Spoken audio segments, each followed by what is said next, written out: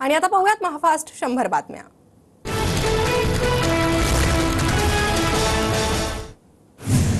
एकनाथ शिंदेच मुख्यमंत्री व्हावे असं साकडं मी गणरायाला घातलंय। दगडूशेठ गणपतीच्या दर्शनानंतर मंत्री शंभूराज देसाईंची प्रतिक्रिया। शंभूराज देसाईंनी जी इच्छा व्यक्त केली ती पूर्ण होणार नाही। ठाकरेच मुख्यमंत्री व्हावेत ही जनतेच्या मनातील इच्छा। अंबादास दानवेंचं प्रत्युत्तर। मुख्यमंत्री माझी लाडकी बहीण योजना असंच म्हणा। लाडकी बहीण योजना शिंदेंनीच आणली, महिला स्पष्ट सांगतात। पत्रकारांच्या प्रश्नावर उत्तर देताना शंभूराज देसाईंचं वक्तव्य। मुख्यमंत्री लाडकी बहीण योजना हेच नाव आहे। योजनेच्या नावाबाबत वेगळ्या स्पष्टीकरणाची गरज नाही। चंद्रशेखर बावनकुळेंचं स्पष्टीकरण। शिंदे गटाच्या यामिनी जाधवांकडून बुरखा वाटपाचा कार्यक्रम। मुंबईतील भायखळ्यात यामिनी जाधवांकडून बुरखा वाटपाचा कार्यक्रम।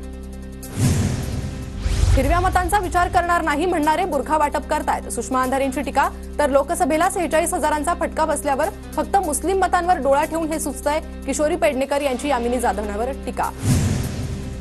शिवसेना पक्ष एकत्र असतानाही असे अनेक उपक्रम राबवलेत, यामिनी जाधव यांचं वक्तव्य। तर माझ्यावर टीका करणाऱ्या सुषमा अंधारे कोण? अंधारे मूळच्या शिवसैनिक आहेत का? बुरखा वाटपानंतरच्या टीकांनंतर यामिनी जाधवांचा सवाल।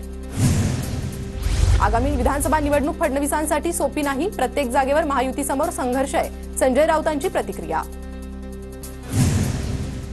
लोकसभेत होतं तेच चित्र विधानसभेत मुंबईबाबत असेल। भाजपला विदर्भात 12 ते 13 जागाच मिळतील, संजय राऊतांचा दावा। राहुल गांधींविरोधात भाजपचं राज्यभर आंदोलन सुरू। चंद्रशेखर बावनकुळेंचं अकोल्यात आंदोलन, तर पंकजा मुंडे आणि आशिष शेलार यांचं घाटकोपरमध्ये आंदोलन। नागपुरात राहुल गांधींच्या समर्थनार्थ काँग्रेसचं जोडे मारो आंदोलन। व्हरायटी चौकात काँग्रेसचे कार्यकर्ते आक्रमक। राहुल गांधींना धमकी देणाऱ्या विरोधातही आंदोलन। राहुल गांधींचं आरक्षणाबाबतचं वक्तव्य मोडून तोडून समोर आणलंय। दुर्बळ समाजाला न्याय मिळेपर्यंत आरक्षण राहावं ही सर्वांचीच भूमिका। राहुल गांधींच्या वक्तव्यावर राऊतांची प्रतिक्रिया। सुनील केदारांकडून 1444 कोटी रुपयांची वसुली करण्यासंदर्भात सहकार मंत्र्यांकडून दिरंगाई। आशिष देशमुखांचा मंत्री दिलीप वळसे पाटलांवर गंभीर आरोप। पालकमंत्र्यांना मनोज जरांगेंची रात्री भेट का घ्यावी लागली? बीडचे खासदार बजरंग सोनवणेंचा धनंजय मुंडेंना सवाल। तर शेतकऱ्यांना 3 हेक्टरपर्यंत सरसकट मदत केल्यास पालकमंत्र्यांचा सत्कार करणार, सोनवणेंचं वक्तव्य।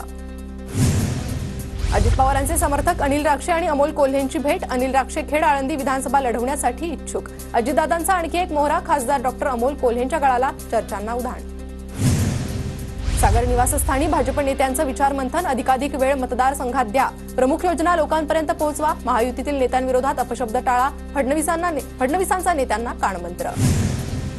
आज ठाकरे गटाकडून आमदार अपात्रता प्रकरण मेन्शन केलं जाणार। सुनावणीसाठी विशिष्ट तारखेची मागणी ठाकरे गट करणार। ठाकरे गट आज सरन्यायाधीशांना विनंती करणार।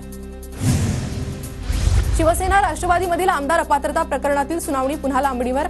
सुप्रीम कोर्टात 15 ऑक्टोबरला सुनावणी होणार। तर शिवसेना पक्षाचं नाव चिन्हाबाबत 21 ऑक्टोबरला सुनावणी आणि राष्ट्रवादी पक्षाचं नाव चिन्हाबाबत 12 नोव्हेंबरला सुनावणी। पंतप्रधान सरन्यायाधीश भेटीनं अनेक प्रश्न निर्माण झाले। बेकायदेशीर कृत्यांना अभय आणि धार्मिक अधिष्ठान मिळालं, सामनातून भेटीवर टीका। आधीचे पंतप्रधान निवासस्थानी इफ्तार पार्टी ठेवायचे आणि सरन्यायाधीशही उपस्थित राहायचे। मग गणपती पूजनाला मोदी गेले तर इतका गहजब का? फडणवीसांनी ट्विट करत विरोधकांना फटकारलं। राज्य सरकारनं एसटी कर्मचाऱ्यांची फसवणूक केली। मुख्यमंत्र्यांनी 1 एप्रिल 2020 पासून पगारवाढ देणार असल्याचं सांगितलं होतं। प्रत्यक्षात एप्रिल 2024 पासून पगारवाढ देण्यात येणार आहे, श्रीरंग बर्गेंचा आरोप। फक्त हिंदूंशी व्यवहार करेन अशी प्रत्येकानं शपथ घेतली पाहिजे। सर्व धर्म समभाव आपण मानायचं नाही, भाजप आमदार नितेश राणेंचं पुन्हा वादग्रस्त वक्तव्य। नितेश राणे मतांची भीक मागून सत्तेवर येणारी औलाद। जातीवादी आमदारांना भाजपनं देशातून हद्दपार करावं। ठाकरे गटाचे शरद कोळी यांची नितेश राणेंवर जहरी टीका। पॅरालिम्पिक पदक विजेत्यांशी मोदींचा संवाद। पंतप्रधान मोदींकडून खेळाडूंचं कौतुक। तर आरक्षण बंद करणार असं राहुल गांधी बोलले नाहीत, असं स्पष्टीकरण आता बाळासाहेब थोरातांनी दिलंय। भाजपच्या फेक नॅरेटिव्हला जनता भुलणार नाही असंही बाळासाहेब थोरातांनी म्हटलंय। तर बाळासाहेब थोरात यांचं हे ट्विट आपण पाहतोय। आरक्षण बंद करणार असं राहुलजी गांधी कधीही बोलले नाहीत, त्यामुळे भाजपवाले नेमके कशासाठी आंदोलन करतायत? भाजप स्वतःच फेक न्यूज पसरवून आंदोलनाच्या नौटंक्या करत आहेत। भाजपाचे नेते सत्यता पडताळून पाहण्याची तसदीही घेत नाहीत। भाजपच्या या फेक नॅरेटिव्हला जनता भुलणार नाही असं ट्विट बाळासाहेब थोरातांनी केलंय। तर भाजपच्या या फेक नॅरेटिव्हला जनता भुलणार नाही. भाजपात संविधान आणि आरक्षणाविरोधी आहे हे सत्य जनतेला माहीत असल्याचं थोरात म्हणतायत. पॅराऑलिम्पिक पदक विजेता सचिन खिलारीचं पुण्यात जंगी स्वागत. सचिन खिलारीच्या स्वागतासाठी पुणे विमानतळावर गर्दी. एसटी महामंडळ 9 वर्षांनंतर नफ्यात. ऑगस्ट महिन्यात एसटीला 16,86,61,00,000 रुपयांचा नफा. एसटीला चांगले दिवस. 31 पैकी 20 विभागांना नफा. संभाजीनगरच्या कन्नडमध्ये लाडकी बहीण योजनेच्या लाभासाठी फसवणूक. 12 भावांनी महिलेचे छायाचित्र लावून अर्ज भरल्याचं समोर. लाडकी बहीण योजनेत गैरप्रकार करणाऱ्यांच्या चौकशीचे आदेश सर्व जिल्हाधीक्षकांना दिलेत. मंत्री शंभूराज देसाईंची माहिती.